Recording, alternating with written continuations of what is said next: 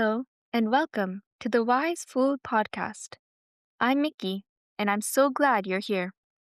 Today, as one year quietly turns into another, I want to share a story inspired by a beautiful New Year tradition from Japan. A story about counting, mistakes, and learning that we don't have to be perfect to begin again. So take a deep breath, get comfortable, and listen closely. This is The Little Bell That Rang Too Early. High on a snowy hill in Japan, there stood an old wooden temple. It had curved roofs like sleepy eyebrows, paper lanterns glowing like fireflies, and a very, very big bell hanging quietly in its tower. And inside that big bell lived a little bell. The little bell was not meant to be seen. It was not meant to be famous. Its job was simple but important. Once every year, on the very last night of the year, the temple bell would ring 108 times.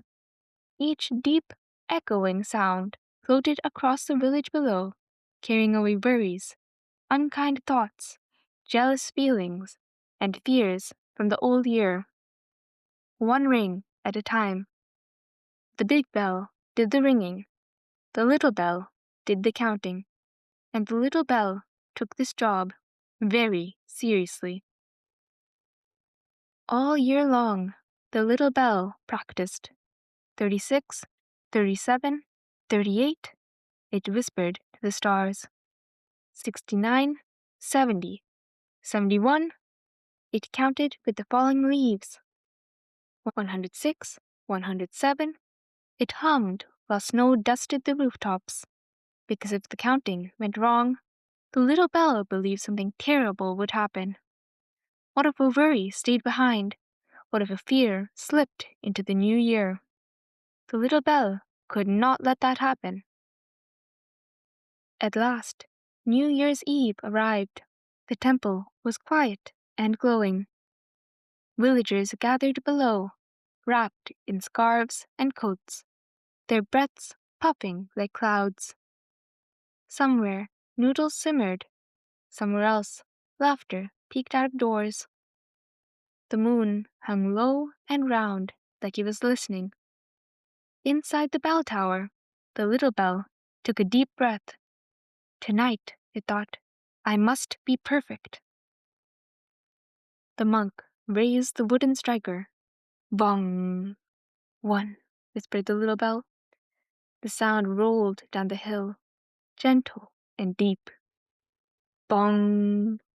2. With every ring, the little bell imagined a worry floating away. Whoosh! Off into the night. The counting went on. 27, 49, 72.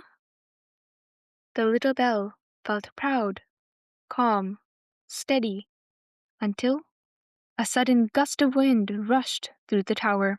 Snowflakes swirled, a lantern flickered, the bell rope creaked, and the little bell, startled, excited, trying so hard, rang out 108. But the striker had not moved. The final ring had not happened. The little bell froze. Oh no, it whispered. Oh no, oh no, oh no. The little bell had counted too early. Its sound trembled. What if the new year starts wrong? It worried. What if people wake up, still carrying their fears? What if this is my fault?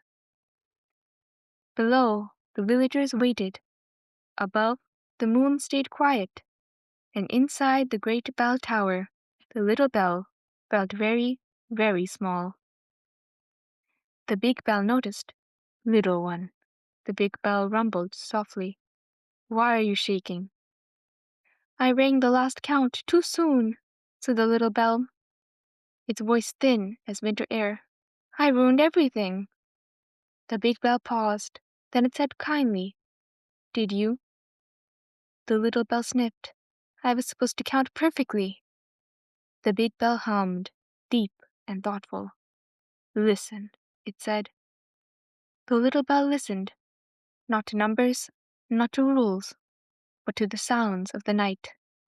A baby giggling, snow crunching under boots, a door opening, a quiet laugh. Do you hear fear? Asked the big bell. The little bell listened harder. I hear hope, it said slowly. The monk lifted the striker again. Bong! The final ring spread through the cold air, strong, steady, kind. The new year arrived anyway. Lights twinkled on, people bowed, wishes were whispered. Nothing was broken, nothing was lost. But my mistake, said the little bell. The big bell smiled in its deep, echoing way. Little bell, it said, the purpose of the ringing is not perfection, it is release. The little bell was quiet. Sometimes, the big bell continued, we let go of our worries by doing things just right. And sometimes, we let them go by learning we don't have to. The little bell felt something loosen inside it, a worry it hadn't even known it was carrying. The snow fell softly, the moon drifted on, and the little bell, for the first time, did not count. It simply listened. The next morning, the village woke to a fresh year. Children ran outside. Steam rose from cups of tea. New footprints crossed the snow. Inside the temple tower, the little bell felt lighter. It still loved numbers. It still loved helping. But it no longer feared mistakes, because it had learned something important. Even when you ring too early, even when you slip, even when you are not perfect, the new year still comes, and it comes kindly. I wish you all a happy new year.